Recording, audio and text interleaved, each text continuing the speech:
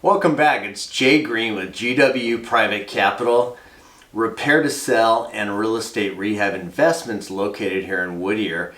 I want to share with you, whether you're a flipper, an experienced flipper, or a new flipper, or a realtor, or you're interested in writing an offer on a property that's a flip, I want to help you increase the odds of you getting your offer accepted and teach you what documentation to include, what language to put in there, and also give you a couple ideas on how to negotiate from a position of strength that's going to help you get the property at the price you're looking for. Because when you're buying a flip, the most important factor in the flip is the purchase price. You can project what the property is going to sell for after you've repaired it. You're looking at comps, active, pending, under contract. But the most important factor in the flip process is what you're paying for the property. So let's talk about how to increase your odds of finding a flip and getting your offer accepted. I'm going to start with some things that might seem obvious, but let's start with those things and get them out of the way. So we're out here in California, Southern California, and we're looking for that flip property. So the first thing that I try to look for is off-market properties. What is an off-market property? An off-market property is a property that is not put on the multiple listing service and put out to the general population of realtors and buyers that have immediate access to it. It can also be putting it out to the marketplace in masses that's not on the MLS, and that can also be marketing the property. So you're looking for off-market properties. Your chances of getting your offer accepted are going to be much better if you're dealing directly with the seller or you're dealing directly with a realtor that's dealing with the seller. There are a lot of sellers out there that don't want a bunch of people going through their property, and whoever offers them the price they're looking for, it's not always the highest price, but whoever can satisfy their wants and needs. Give me an offer, and if they believe that's the highest price they want, that's for the seller, the beholder, the seller to make that determination. So if you can get directly to a seller, go knock on their door, call them on the phone, send them a postcard, send them a letter. Whatever that takes to get in front of a seller, and you're dealing directly with the seller, you're increasing your chances of getting a flip. Now, the next best thing would be to go through a realtor that's working with a seller that has the same kind of criteria, that they just want the best offer that they perceive is what's best for them. I bought plenty of properties from homeowners, and I made them an offer and they were happy with it. That fulfilled what they were looking for. They were happy, I was happy, and it worked out well. So if you can get to these property owners through knocking on doors, making calls, sending them a postcard, sending them a letter, starting with properties that are maybe rental properties that are not occupied by the owners, sending to trust properties, going to houses in a particular area that look like they need work. Right now we have a lot of people that are retiring, baby boomers, seniors, people that are recently passing away, and their heirs want to sell these properties. There's a big market for that right now. So think about those ways of getting to that audience. Trust properties, people that have owned a property 30, 40, 50 years. Those are going to increase your chances of finding that flip. So if you can't get directly to the seller, the next best thing would be through realtors. Realtors help me find my properties, a lot of them. And again, it's not always about the highest price. It's about you being able to be dependable. present yourself as a cash buyer or an experienced person that could actually close on this transaction. So if you're not going to be knocking on doors or calling people or sending out mailers, the next best thing is to be marketing to realtors. And I don't mean just a few realtors, I mean hundreds, if not thousands of realtors. Jay, how do I get in front of hundreds or thousands of realtors? Well, the Department of Real Estate provides lists of all licensees in the state of California, and they're not expensive lists to obtain. So you want to build relationships with realtors in areas that you want to buy your properties in. Let's take Whittier, for example. So you want to network with as many realtors in Whittier that know property owners in Whittier, or that they're, so if you are dealing with hundreds or thousands of realtors, and those realtors are dealing with hundreds or thousands of property owners, you increase your chances of finding a flip property. Right now, again, buying properties on the MLS is not really a great way to look at property. You might have a realtor, or you find one on the MLS and it looks like a great deal, it's priced really low. Well, you're not the only person looking at that. There's 30, 40, 50, 100 people looking at that same deal. You put your offer in, and then it comes down to whoever is willing to pay the highest price. You might get lucky once in a while, and if you catch it early, get your offer accepted, but that doesn't happen very often. So I really don't, in this market of 2021, I really don't even pursue anything on the MLS because I just feel like it's a waste of my time, the agent's time, because there's a lot of people out there we are competing with as flippers, people that don't really have a lot of experience and don't run their numbers. And there's also a lot of people with cash that are also, can work on really tight margins. Us, if we are using private money, we have to be buying that property even cheaper than a person you're competing with cash. If you have a bag of cash, a lot of money, your chances of finding a flip are going to be much higher than a person that needs to obtain financing, because the financing costs are going to eat into your profit when you're working on really tight profit margins of these flips in California with our market as hot as it is.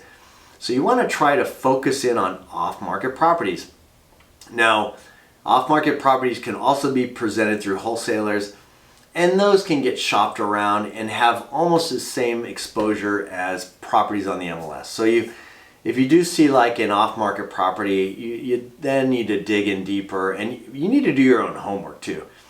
I think a lot of realtors, wholesalers, people that present these opportunities, you need to do your own homework, because there are some great realtors, there's some great wholesalers, but I find that most people are just trying to sell me a deal and really they don't know what they're talking about.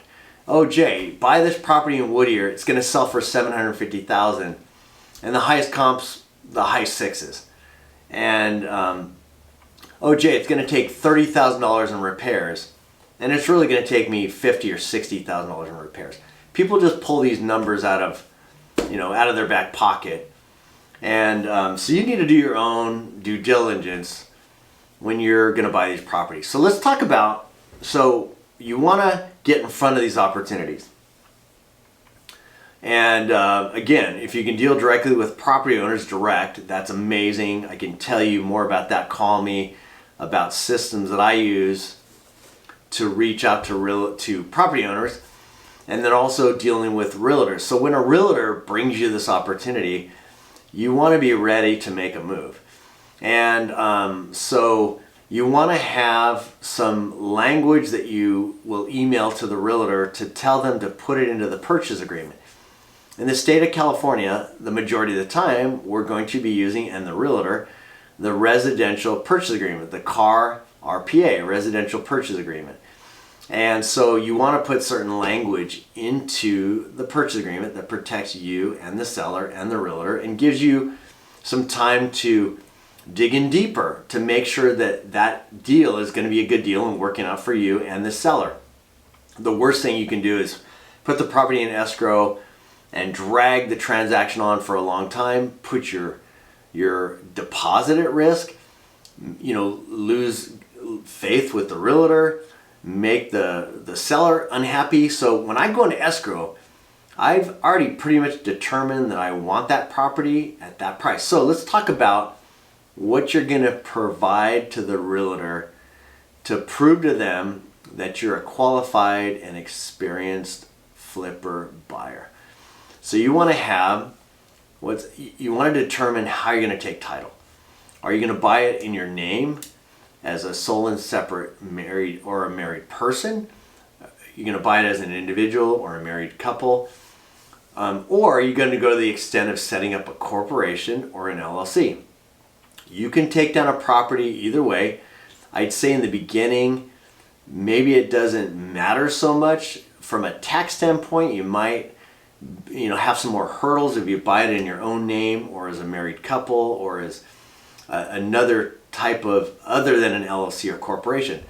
Ideally, if you could set up an LLC or a corporation, it's going to be better from a tax standpoint and also from a liability standpoint. So it's not that expensive and difficult, but every year you do need to file a tax return for the entity, and you need to do the mandatory minimum state franchise tax, which is $850. So every year you have to pay that whether you do a deal or not.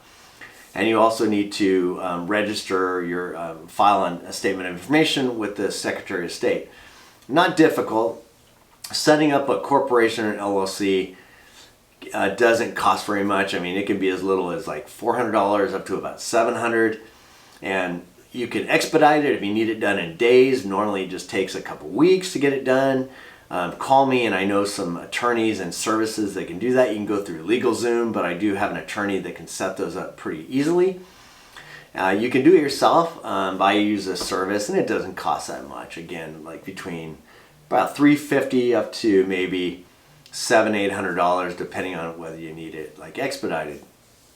And so if you have an entity, you're going to have with a corporation your articles of incorporation and your bylaws. If you have an LLC, then you're going to have your articles of organization.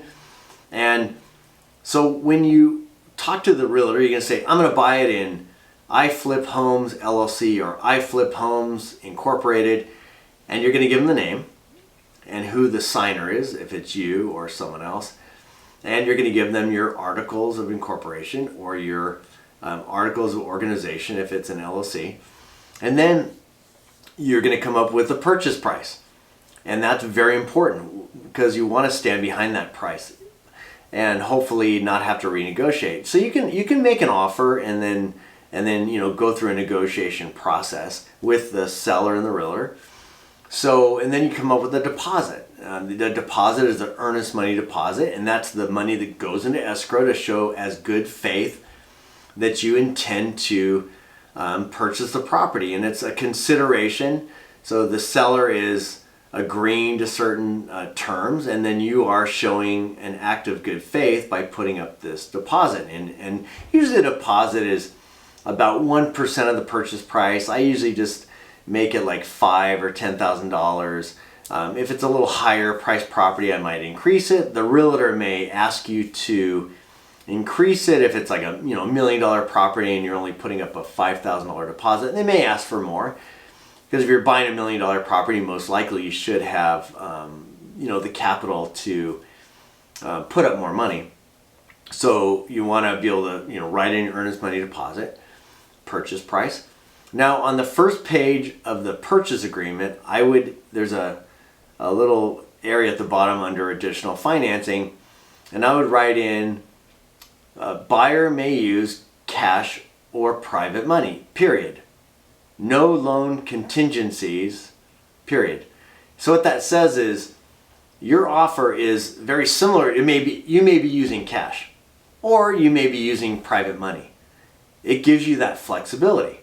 But there's no loan contingencies unless you want to have loan contingencies.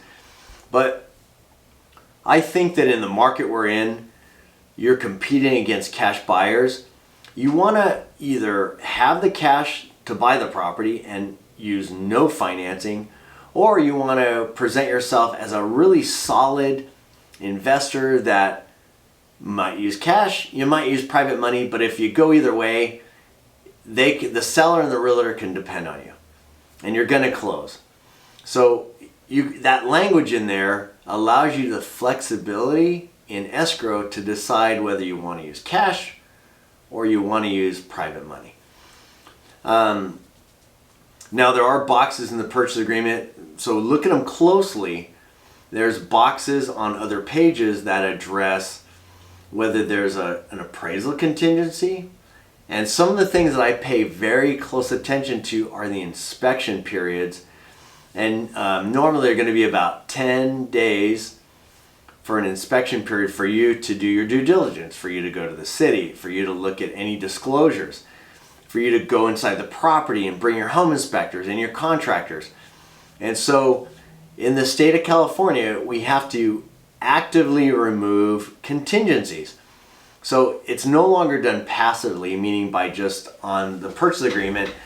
And before, once you pass those timelines, it was passively removed. It was implied that you're relinquishing, you're signing off. Well, now the seller and the realtor need to send you a removal of contingencies, which is good because it's a reminder to you. And then if for whatever reasons you pass those timelines, you pass the 10 days, the 15 days, whatever that timeline is you've agreed on, and they, meaning the realtor or the seller, do not have you sign that off, legally you can cancel the transaction.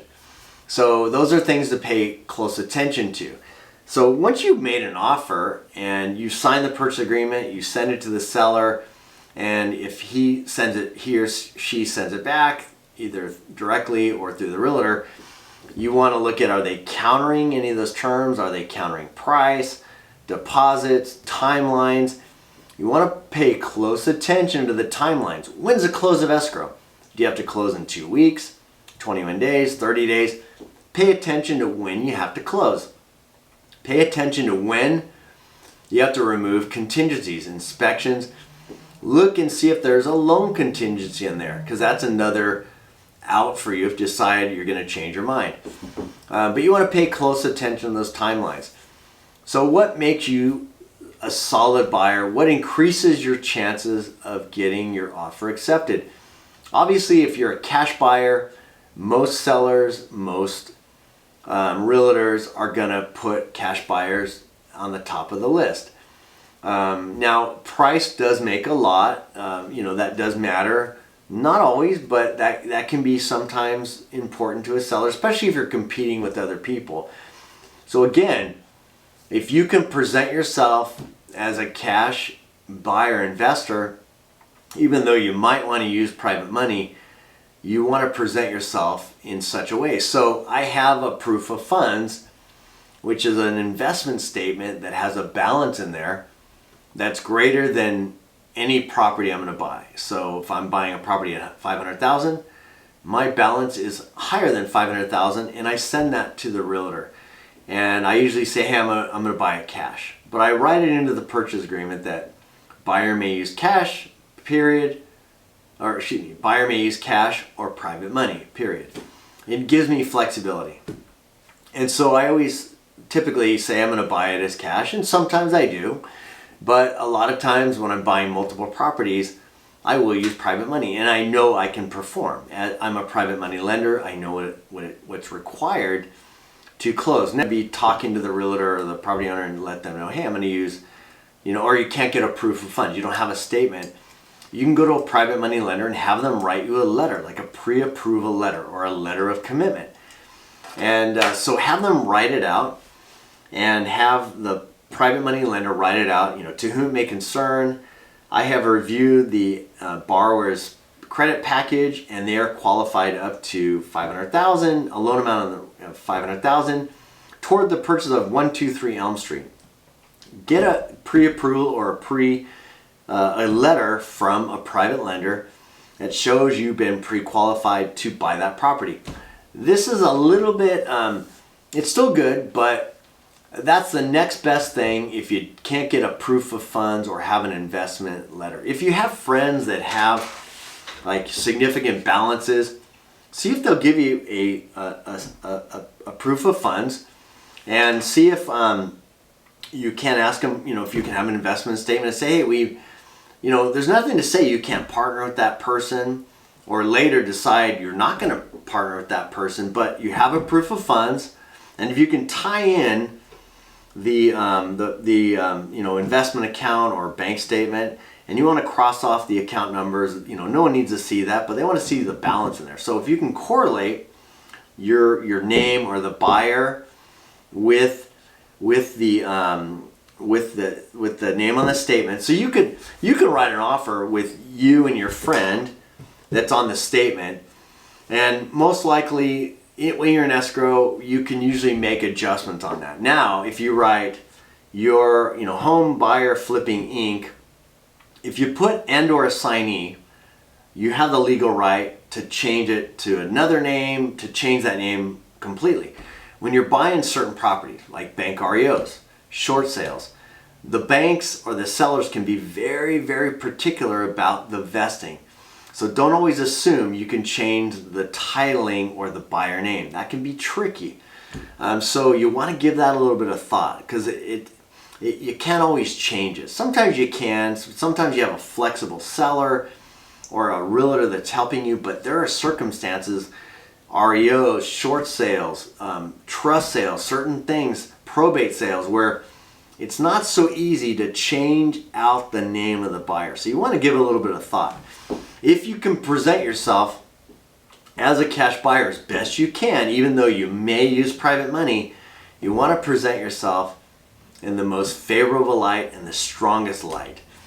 So that'll help you in providing a good, strong letter or offer, So again, proof of funds, articles of incorporation. If you have a corporation, at least know who the name is. You can email this information to your realtor or even the seller you're dealing with directly. Thank you, Mary. Thank you for the opportunity to purchase your property at 123 Elm Street. Below are the highlights of my offer and terms. I'm offering $350,000, earnest money deposit $5,000, buyer and seller each to pay their own closing cost 50-50, or each to pay their own closing costs, close of escrow. So when you're talking to the realtor, you're talking to the seller, you're asking questions about, you're trying to discover what's important to them. Is it timeline? Is it giving them time to live in the property a little bit beyond you closing? It's not always price. There are other factors that also are important to the seller and the realtor, or the seller for the most part. And if you can key on those, asking good questions that are important to them. If sometimes they might like you and just want you to have the property because you've offered them a fair price, but they like you. So writing a good, strong offer is a great starting point to increasing the chances that you're going to get your offer accepted. So if you want to learn more, I can give you some more details. Give me a call, 714-747-1912. There are ways of negotiating so you can get the price that you want. Sometimes it's finding out what the seller wants or the realtor and that price, and proceeding with the idea that you'd like to buy it at that price, and then get into it. You don't want to get into a transaction thinking you want to renegotiate. That's really not the best approach. I don't do that, but you want to try to do that before you open escrow. But what it might look like is a realtor or a seller gives you this opportunity. Hey, Bob the flipper, Jay the flipper, I have this property at $625, and you say, that I'd like to see it. So you want to get out there as soon as you can. As a flipper or an investor, you want to move quickly. If you can get out the same day or the next day, time is always of the essence with these investment opportunities. So the quicker you can get out there and look at the property, meet the realtor, meet the seller, you're increasing your chances of getting that property. So because you want to get out there and look at it, kind of assess the condition of it to determine how much it might cost to rehab the property. And then I don't spend tons of time taking my contractors over.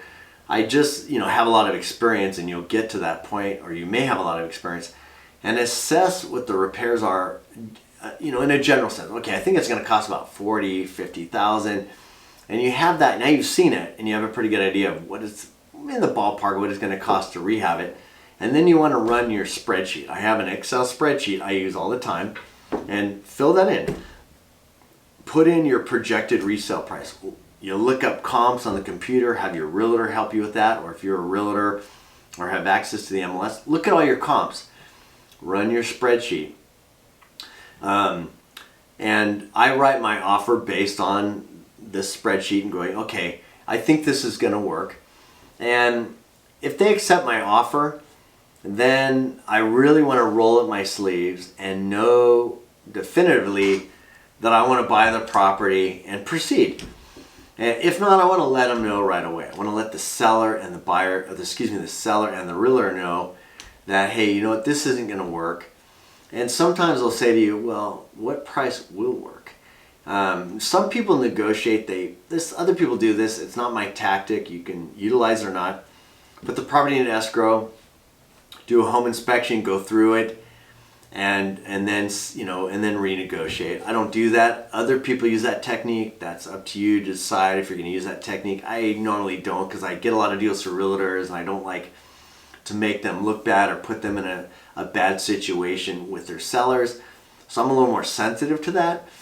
But there are people that negotiate like that. Will just put a property in escrow and tie it up, making the realtor and the seller think they're going to buy it at that price. But the buyer investor knows they're not buying it at that price, and they're going to renegotiate.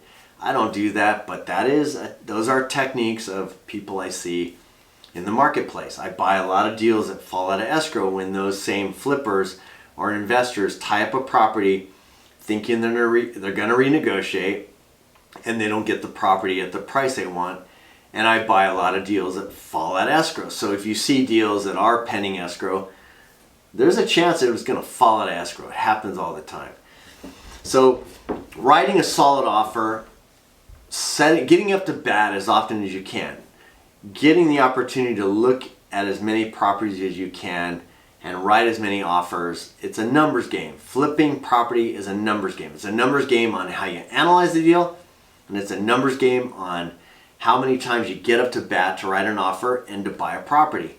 So you want to increase those odds and see more properties, writing more offers, talking to more realtors, talking to more homeowners, and getting up to bat. You'll find that deal.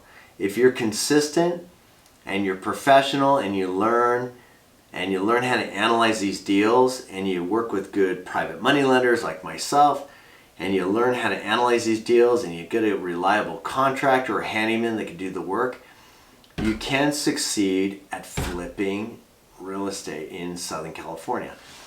So I hope this information has helped you. If you want to call me, I'm happy to dig in deeper and answer specific questions about financing or the purchase agreement and taking you through that, or writing a pre-qualification letter, getting you ready to give the information that you're going to need to give to the realtor or the property owner to get your offer accepted so you can flip a house. Increase the chances of you getting your offer accepted and you getting closer to buying a flip. Give me a call, Jay Green, 714-747-1912.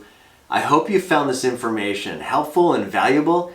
If you like this video, please hit the like button, and please subscribe to my channel so I can continue to create more great content. And thanks for watching my video.